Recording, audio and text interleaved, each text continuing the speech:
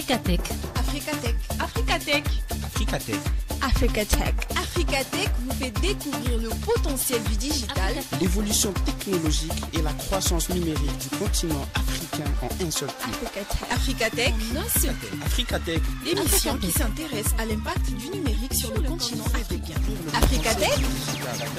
Africatech. Africatech. Bien le bonjour à vous très chers auditeurs et bienvenue une fois de plus sur les ondes de Ifriqiya FM. Moïse Self avec vous depuis les studios d'Africatech. Africatech, c'est votre émission de technologie qui parle de l'Afrique. Alors dans cette édition, nous débuterons avec la Minute Décryptage, un segment où Alamine Mahamat, notre chroniqueur, nous plongera dans le programme spatial du Zimbabwe.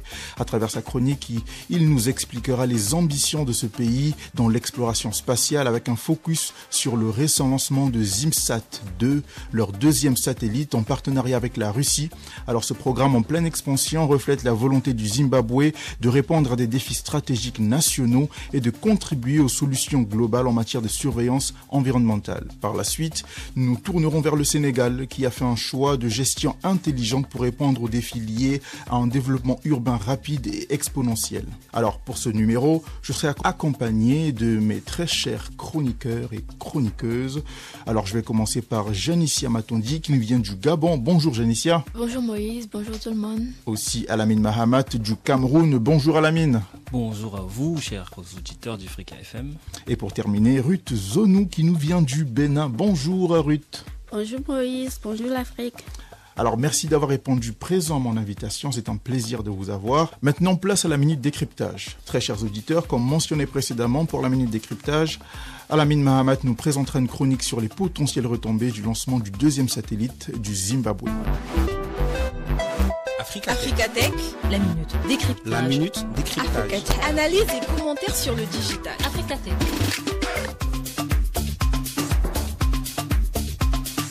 Le Zimbabwe s'affirme peu à peu comme un acteur émergent dans la conquête de l'espace en Afrique. Le 5 novembre dernier, le pays a franchi une nouvelle étape majeure avec le lancement de Zimsat-2, son deuxième nanosatellite d'observation de la Terre en collaboration avec la Russie.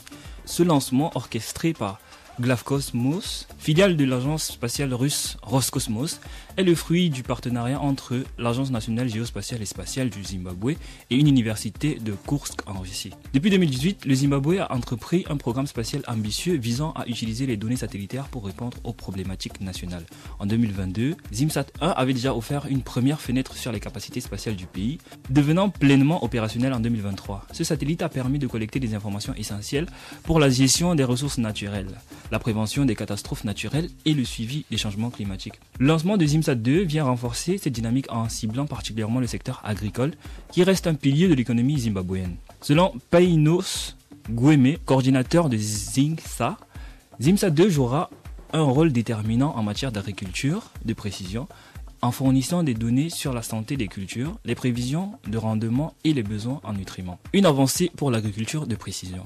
Avec Zimsat-2, le Zimbabwe espère moderniser et optimiser son secteur agricole. Les informations recueillies permettront aux agriculteurs de surveiller en temps réel la santé des cultures, de détecter les carences en nutriments et de calculer l'indice de végétation. Cette technologie d'agriculture de précision permettra aux acteurs du secteur de maximiser les rendements tout en renforçant la sécurité alimentaire dans un contexte où les défis climatiques sont de plus en plus présents. Gestion durable des ressources naturelles. En surveillant l'état des forêts, des sols et des ressources en eau, il aide les autorités à détecter les menaces de déforestation, d'épuisement des sols ou de surexploitation des ressources. Ces données sont précieuses pour élaborer des politiques environnementales efficaces pour les générations futures. Prévention des catastrophes naturelles.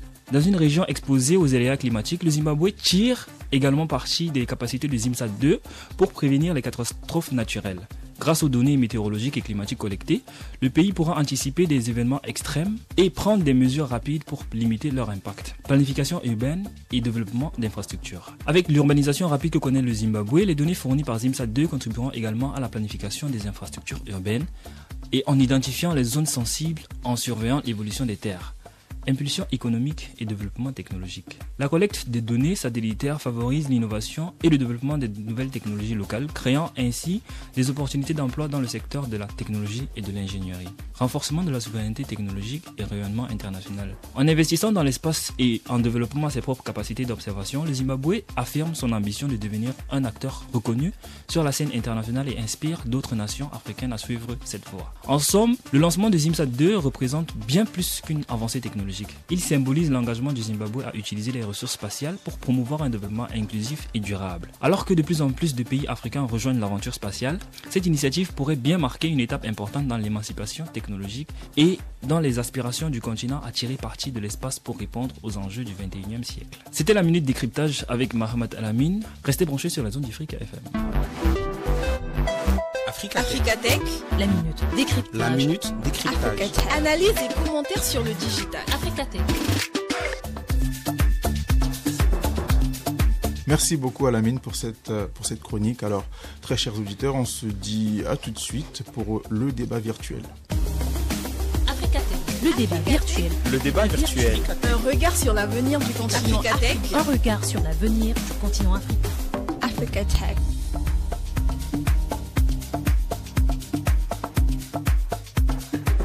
Très chers auditeurs, nous sommes de retour avec le débat virtuel qui porte aujourd'hui sur le Sénégal. Alors, le Sénégal aujourd'hui fait face à une urbanisation rapide. À cause de cela, donc, le Sénégal fait le choix de se tourner vers un système de transport intelligent. Le but, c'est d'améliorer la sécurité routière, d'améliorer la fluidité du trafic. Donc, ce projet qui est développé par Huawei en partenariat avec le Sénégal, va inclure des technologies comme la vidéo-verbalisation, des panneaux à messages variables, des centres de contrôle urbain pour permettre de superviser le trafic. Alors, ces innovations elles visent à réduire les risques ou les infractions et les comportements à risque sur les routes de Dakar. Mais ce qu'il faut retenir, en gros, c'est que l'initiative du Sénégal s'inscrit dans un agenda, Sénégal 2050, pour une gouvernance numérique intégrée et un développement des villes intelligentes. Et déjà, personnellement, je trouve que c'est une initiative extrêmement louable, mais moi je suis intéressé, je suppose que les auditeurs aussi sont intéressés de savoir ce que vous, chroniqueurs de Radio Afrique FM, en pensez. Alamine, tu veux commencer ? Bon, déjà, le transport intelligent présente des bénéfices considérables en termes de réduction et d'amélioration des sécurités routières, de réduction des émissions, d'optimisation et des infrastructures. Mais son adoption massive pose des défis importants en matière de sécurité des données, d'accessibilité des données, de complexité d'intégration des systèmes et des questions éthiques, c'est-à-dire les mentalités des différentes localités dans lesquelles on va appliquer ce système. Parce que je me dis, un projet, ce projet est bien louable, mais je pense qu'on ne va pas l'adapter directement. On va essayer de le délocaliser, c'est-à-dire de commencer petit à petit et élargir en fonction des retours qu'on peut avoir sur les avantages que ce système présente, par exemple, dans une petite localité, et voir comment l'adapter ou l'agrandir dans tout le pays. Très bien. Alors, Janicia, tu veux rebondir dessus ? Moi, par rapport à cette initiative, moi je trouve que c'est quand même une initiative intéressante parce que le Sénégal fait face à de nombreux problèmes de transport et donc cette initiative-là va venir quelque part répondre à ces problèmes-là comme ils l'ont stipulé dans l'article. Ruth, Zonou ? Okay. Pour moi, un système de transport intelligent basé sur l'utilisation de capteurs, de caméras et de plateformes d'analyse en temps réel pourrait aider Dakar à optimiser la circulation et réduire les embouteillages. Donc, je trouve que c'est très intéressant. C'est un projet qui va venir donner une touche au Sénégal, vu qu'aujourd'hui, nous sommes au 21e siècle et la technologie évolue, le monde évolue, la technologie évolue, donc c'est une bonne initiative. Très bien. Alors, Alamine, tout à l'heure, a parlé des bénéfices et des défis. J'aimerais qu'on puisse s'attarder là-dessus. Alamine, tu as mentionné quelques bénéfices et quelques défis. J'aimerais que tu puisses élaborer déjà que va bénéficier du Sénégal. Donc là, on parle de Dakar. Et quels sont les défis qui pourraient faire face lors de la mise en place de ce projet ? Bon, je dirais que ce système pourrait avoir un impact significatif sur la gestion déjà de la circulation et de la sécurité. Et ça va prendre de l'ampleur petit à petit, mais on doit prendre plusieurs éléments spécifiques de la ville, par exemple. Il y a les infrastructures déjà existantes, les défis locaux de circulation et les comportements des usagers, avec bien sûr les besoins en matière de sécurité routière. Un système intelligent de transport bien conçu pourrait effectivement contribuer à réduire les embouteillages, à améliorer la fluidité des trafics et à réduire les accidents, mais certains défis restent à surmonter. Comme premier avantage, on a la réduction des embouteillages grâce à ce système de transport intelligent. Oui, naturellement. Grâce à la gestion dynamique des feux de circulation et l'optimisation du trafic, l'un des principaux avantages de ce système, c'est que Dakar serait la gestion dynamique du trafic. C'est-à-dire, les embouteillages à Dakar sont souvent causés par un mauvais ajustement des feux et une planification statique de cette gestion des trafics, cette gestion des panneaux de signalisation va permettre aux zones de congestion récurrentes près des centres-villes et des marchés ou des intersections clés de se libérer facilement. Par exemple, si on a plusieurs dans les systèmes routiers, il y a les heures de pointe. Oui, bien sûr. Et c'est à cause de ces heures de pointe que la plupart des routes sont bouchées, on a des embouteillages et des fois des accidents. Du coup, grâce à une optimisation des systèmes de feux de signalisation, on va permettre d'éviter ce boom ou bien cette agglomération de véhicules au moment des heures de pointe. Les heures de pointe, à la pause, généralement à la pause. Des fois, c'est de 8h à 9h, 12h, 14h. Et 16h jusqu'à 18h, 15h voire 16h jusqu'à 18h. Oui. Et avec les feux de signalisation optimisés, ça va permettre aux véhicules ça va assurer la fluidité du trafic en fait. Parce que si le feu permet à ce que les voitures passent plus vite ou bien à retenir moins certaines voies, ça va dégager facilement la route. Déjà, il y a quelques problèmes qui peuvent ressortir, c'est que Dakar, c'est la capitale, donc le président passe par là. Du coup, il y a certaines heures où le trafic sera obligatoirement bouché pour laisser passer le cortège présidentiel ou bien ministériel.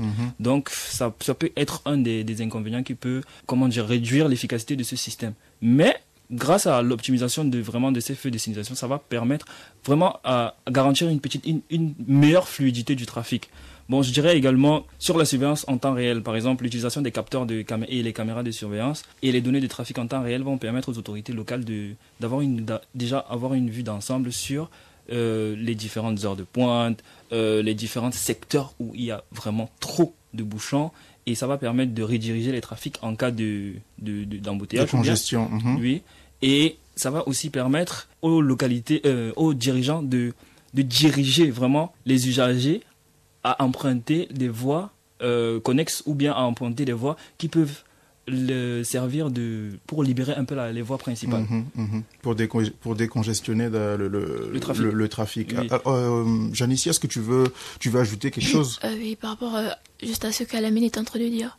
Pour les systèmes de caméra et les systèmes vidéo, moi je pense quand même que ces systèmes-là vont permettre à ce qu'il y ait des algorithmes qui vont faire en sorte qu'on puisse comprendre comment est-ce que la circulation marche à Dakar, quelles sont les heures où la circulation est le plus saturée, quels sont les moments où il ne faut pas adopter certaines pratiques.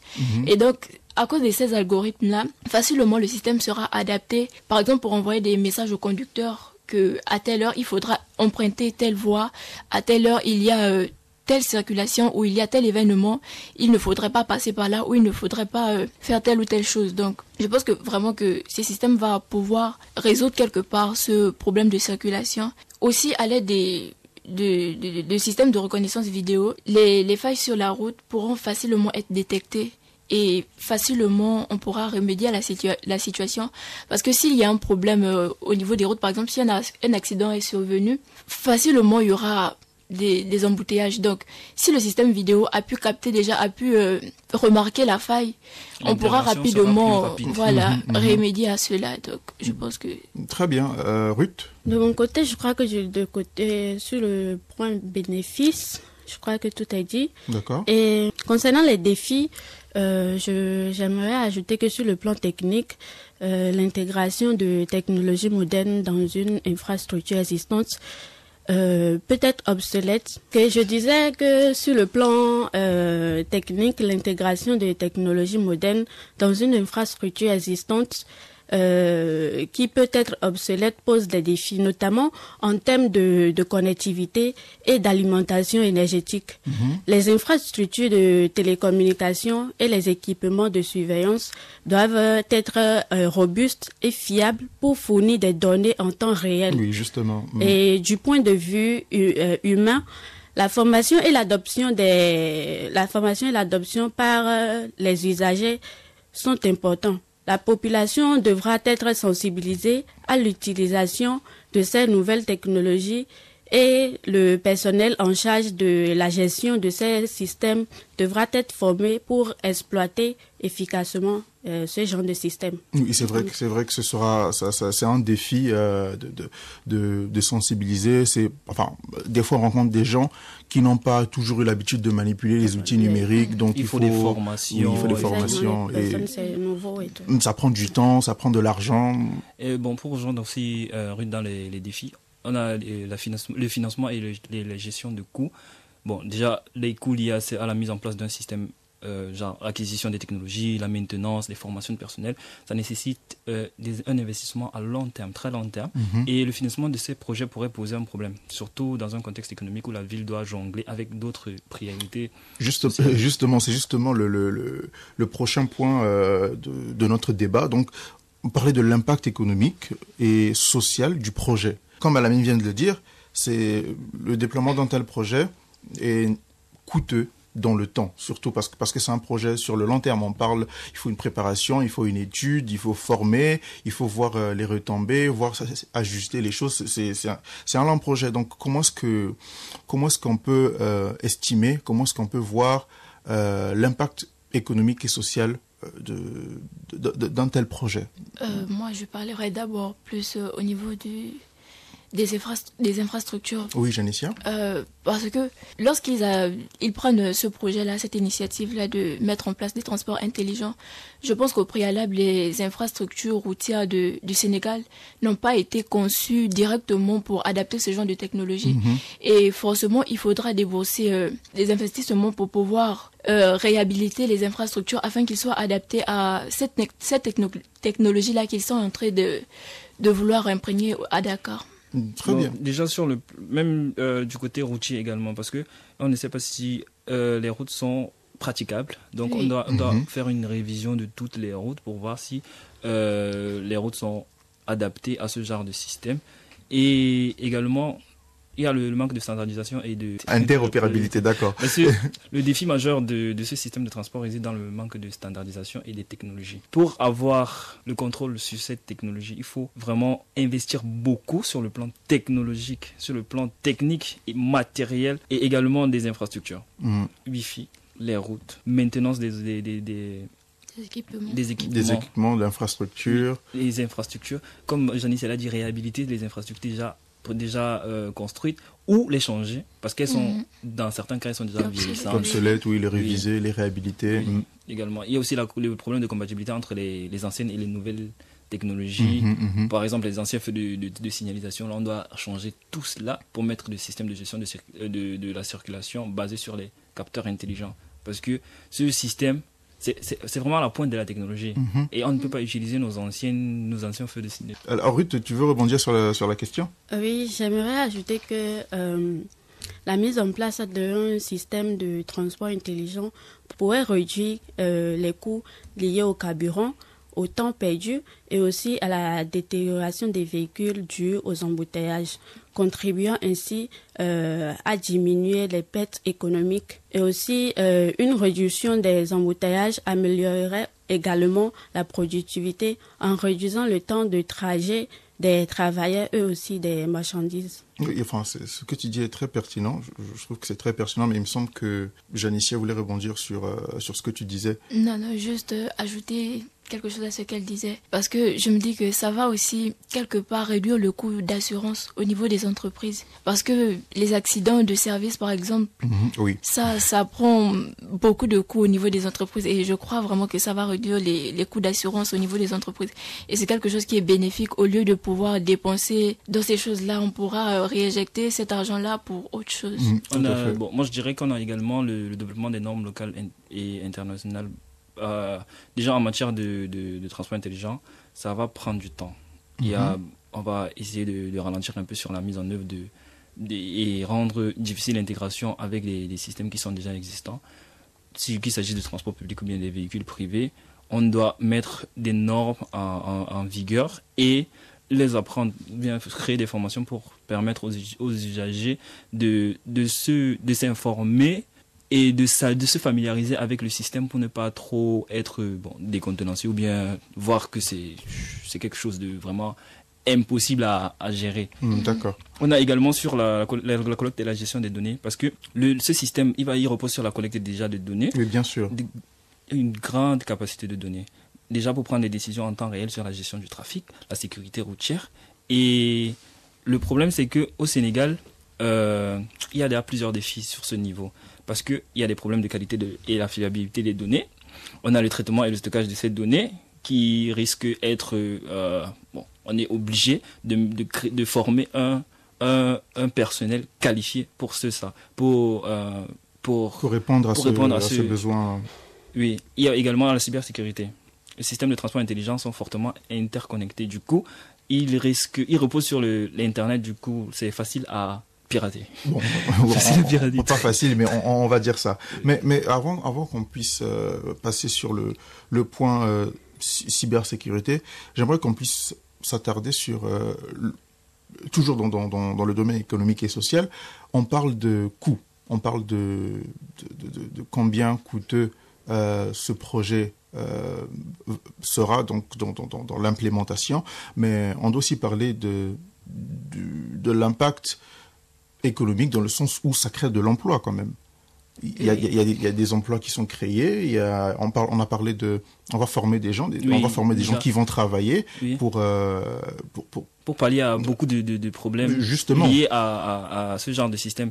Bon, déjà avec ce système, on va d'abord créer un petit manque de personnel. Ça va pousser les gens à s'intéresser à cela et ça va créer une migration de tendance, c'est-à-dire les jeunes vont essayer de se renseigner, se former pour pouvoir proposer leurs services au gouvernement et faciliter l'implémentation de ce service. Il y a également l'acceptation et l'adoption de ces technologies.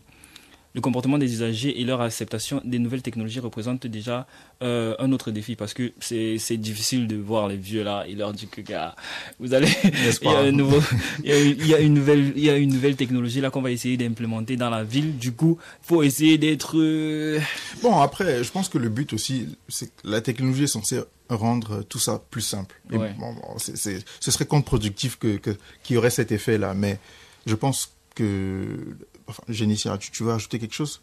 Je pense que Alamine a déjà été claire là-dessus. Ça va vraiment créer des emplois, surtout dans le développement de logiciels et d'applications mobiles.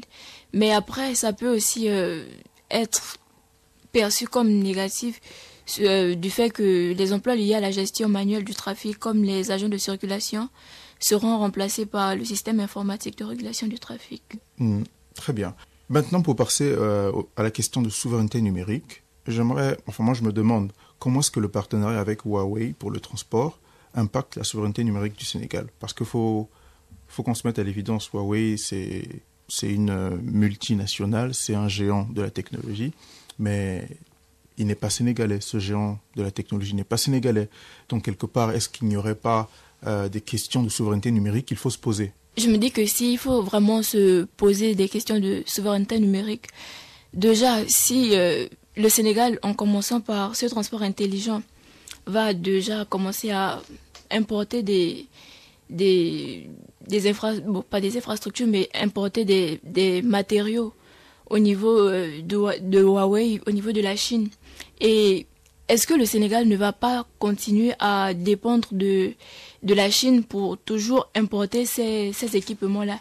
Et je pense que si le Sénégal devient complètement dépendant de la Chine, ça va vraiment impacter sur sa souveraineté. Et aussi, parlons même des données, comme Alamine était en train de le dire tout à l'heure, lorsqu'ils vont venir installer ces technologies-là, forcément le Sénégal n'a pas déjà cette nature-là de savoir manier ces données, de savoir comment les gérer.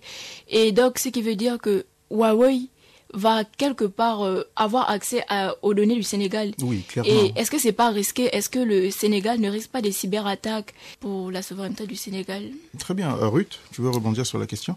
Bon, disons que je voulais dire presque exactement la même chose que Janicia. La souveraineté numérique du Sénégal serait affectée si le Sénégal perd le contrôle de certaines données stratégiques et de l'infrastructure. Donc le risque, il est là, le risque est présent. Ce n'est pas toujours sûr d'avoir ces données, j'ai envie de dire, manipulées par quelqu'un d'autre, parce qu'on n'a pas totalement le contrôle, n'est-ce pas, Lamine? Bon, moi, avant d'y passer, j'aimerais revenir un peu sur la question suivante qui concernait les métiers. Ah, d'accord, ok. Bon, déjà, ce projet a un grand impact sur l'emploi, déjà avec la création de nouveaux emplois et avec des opportunités de start-up qui peuvent se créer pour les jeunes. Parce que nous, les jeunes, actuellement, on est très innovateurs, très innovateurs. Du coup, le secteur de la mobilité intelligente est particulièrement propice à l'émergence des start-up en rapport avec cela. Je peux dire que, bon, avec ce système un peu complexe, on va essayer les jeunes peuvent penser à créer des applications de gestion de trafic ou des services de covoiturage intégrés dans les smartphones pour faciliter les usagers d'accéder aux différentes informations liées au trafic de la journée ou aux différentes routes qu'il va prendre pour faciliter son déplacement dans la journée. On a également des emplois indirects, c'est-à-dire ce sont des emplois qui ne sont pas créés par ce système en lui-même. Oui, mais à cause de ce système. À cause de ce système, exactement. Et aussi l'impact sur la formation avec les nouveaux programmes éducatifs mis en place par ce système, par le gouvernement, parce qu'ils ne peuvent pas implémenter ce système sans faire des formations pour que les gens comprennent ce que c'est. Ils vont donc mettre des formations adaptées aux nouvelles compétences requises et certains établissements d'enseignement supérieur et des centres de formation professionnelle vont s'ouvrir pour essayer de sensibiliser les gens, apprendre. Il y a également des formations continues avec des professionnels qui sont déjà en poste dans le secteur des transports qui auront besoin de se former pour comprendre ce système et l'appliquer plus facilement. Maintenant, pour revenir à la question de la souveraineté numérique. Déjà, merci pour les points que tu viens d'ajouter, ce sont des points très pertinents. Bon, déjà, la souveraineté numérique, elle fait référence à la capacité d'un pays de contrôler ses propres infrastructures numériques. Déjà, on a dit que c'est un système un peu délocalisé, c'est-à-dire ce n'est pas le pays qui a la main mise sur ses propres données. Donc, en laissant la possibilité à un autre pays de traiter ces données, c'est un peu risqué. Donc, sur ce point-là, moi je dirais, un projet tel que celui-ci, il y a eu l'établissement des réglementations strictes sur la collecte des données. Même si ça n'a pas été dit, je suis sûr qu'il y a des règles de confidentialité entre Huawei et le gouvernement sénégalais. On a également le développement des compétences locales parce que la souveraineté numérique va encourager le développement des compétences locales dans le domaine des technologies, de l'information. Et c'est très essentiel pour réduire la dépendance vis-à-vis de Huawei. Donc non seulement on va se servir de Huawei, en fait on se sert l'un de l'autre. Moi je dirais ça, on se sert l'un de l'autre. Oui, enfin, c'est du gagnant-gagnant. C'est du gagnant-gagnant parce que Huawei vient pour gagner de l'argent, mais nous on va bénéficier de leur technologie, on va apprendre et maintenant essayer de pas se séparer directement, mais séparer petit à petit pour pouvoir être indépendant. On a également des partenaires internationaux qui, avec l'accès aux technologies avancées, il y a les partenaires qui vont venir d'autres entreprises, des institutions internationales qui vont permettre au pays de développer et d'accéder à des technologies avancées et à des expertises qu'ils ne possèdent pas encore déjà sur le territoire. Ça va inclure les collaborations dans le domaine de l'intelligence artificielle, la cybersécurité et également des infrastructures numériques. Dans quelle mesure est-ce qu'il faut limiter les collaborations internationales? Enfin, moi, je pense qu'elles sont nécessaires, mais quelle est la limite, quel est le juste milieu entre collaboration internationale et dépendance technologique? Parce que, comme Alamine l'a dit, dans une certaine mesure, on a besoin de ces collaborations pour apprendre. Parce que nous, ils ont une connaissance que nous, on n'a pas. Ouais. Et ils ont besoin d'argent que eux n'ont pas. Et nous, on a. Donc, quel est le juste milieu entre les deux? Janicia? Moi, je me dis que déjà, un pays qui n'a pas forcément tout ce qu'il faut pour avancer, ne peut pas se dire que il n'a pas besoin de collaboration. Donc, il est nécessaire qu'il y ait des collaborations. Mais ce qu'il faut, c'est que on doit établir des réglementations strictes par rapport à ces collaborations-là, afin que chacun puisse gagner sa part sans pourtant avoir porté atteinte à l'autre, sans pourtant abuser. Donc, ces collaborations sont vraiment nécessaires. Alors, Alamine, tu veux rebondir sur la question? Bien sûr. En fait, moi je dirais ces collaborations internationales sont c'est essentiel pour atteindre l'objectif déjà de 2050, parce que on ne peut pas seulement avec Huawei, ça ne sera pas possible. Seulement avec Huawei, ça ne sera pas possible. Et ça vise également à transformer le pays en acteur économique compétitif, non seulement en Afrique, mais sur la scène internationale également. Bon, mais ces différents partenaires vont soulever également quelques enjeux de dépendance, de technologique. Bon, moi je dirais principalement, cette collaboration sera là pour que nous, on gagne quelque chose derrière ça. C'est-à-dire, si on fait une collaboration, par exemple, avec, je dirais, sur un coup de tête comme ça, Microsoft. Bien. Gestion des systèmes d'exploitation. Du système d'exploitation qui va gérer ce système intelligent de transport. Qu'est-ce qu'on va demander à Microsoft? On va demander à Microsoft de former nos agents pour qu'ils comprennent, pour qu'ils mettent des règles, pour qu'ils adaptent le système intelligent à notre ville, à notre pays, à nos réalités, à nos besoins. Donc je dirais, cette collaboration va faire en sorte que c'est pas tant Microsoft qui vient travailler, c'est Microsoft qui vient nous aider à comprendre le système pour que nous, on l'emploie. Très bien. Donc, moi, je dirais, c'est une collaboration, certes, mais c'est plus une exploitation. Très joli jeu de mots.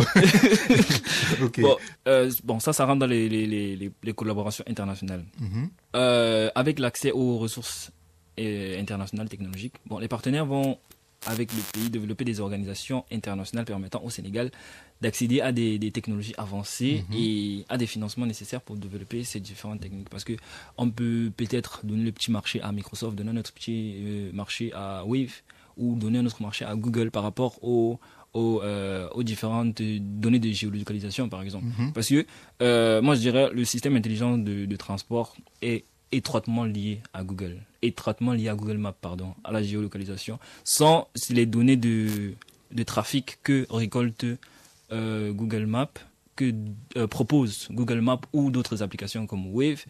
Sans ces données de trafic, de densité de trafic et des différentes voies, on ne peut pas mettre sur pied ce genre de projet. Donc une collaboration entre ces différentes firmes sera essentielle en fait.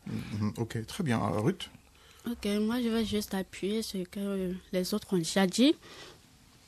Une forte dépendance envers des partenaires internationaux peut poser des risques en termes de contrôle sur les infrastructures stratégiques. Cela rend aussi le pays vulnérable aux variations des relations internationales et à la disponibilité de la technologie. La mise en place d'une politique de transfert de compétences et de technologies ainsi qu'un renforcement des capacités locales pourrait atténuer cette dépendance, permettant au Sénégal de mieux gérer et de contrôler ces systèmes à l'avenir. Moi, je dirais également sur le renforcement de l'innovation, ces partenariats avec les institutions académiques, par exemple, pour fournir des manuels et des enseignants pour former ces gens avec certaines entreprises étrangères vont stimuler l'innovation locale en intégrant des pratiques technologiques éprouvées. Cela est crucial déjà pour développer ce système et ça va développer également l'économie basé sur la connaissance de l'innovation. Et c'est un article qui souligne l'agenda de 2050 là. On a également l'attraction des investisseurs étrangers. Pour réaliser déjà les objectifs du Sénégal en 2050, le Sénégal doit se positionner comme un lieu attractif pour les investisseurs. Tout à fait, oui. On doit vendre notre pays pour attirer les gens. Et en faire profit. Et en faire profit.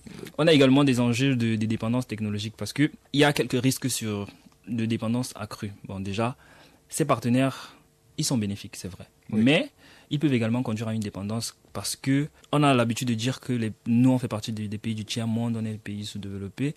Cette étiquette qu'on nous a donnée nous pousse à aller vers les pays développés pour dépendre d'eux, entre guillemets, mais cette situation pourrait limiter la capacité du Sénégal à développer déjà ses propres solutions technologiques et à y innover indépendamment. Bon, je dirais également une légère perte de souveraineté parce que la forte dépendance aux technologies étrangères peut entraîner une perte de souveraineté numérique parce que les décisions stratégiques concernant les infrastructures critiques sont influencées par des intérêts étrangers. C'est-à-dire, si par exemple on a un problème là et dans les termes dans le contrat, c'est Huawei qui est exclusivement gérant de cette affaire, on est obligé d'attendre l'aval de Huawei. Oui. On est obligé d'attendre, de faire des procédures pour pouvoir demander à ce que Huawei résoudre le problème. Oh, le message est passé, c'est essentiel. Alors, peut-être un dernier mot pour la fin, Janicia, on va commencer par toi. Pour moi, pour la fin, je dirais que c'est bien de prendre ce genre d'initiative. Juste que le Sénégal doit toutefois veiller à faire des partenariats équitables, c'est-à-dire le Sénégal doit également participer à la création des technologies adaptées à ces infrastructures pour éviter la dépendance aux pays étrangers, tout simplement. Très bien. Ruth, un dernier mot pour la fin. Je dirais que le projet, c'est une bonne initiative, mais aussi, il ne faut pas aussi faire confiance aveuglement aux étrangers, parce que personne d'autre ne peut mieux prendre soin de ce qui est à nous, à part nous-mêmes. Bien. Donc, ils doivent prendre en compte cela et ne pas totalement faire confiance à Huawei. Très bien. Alamine, un dernier mot pour la fin.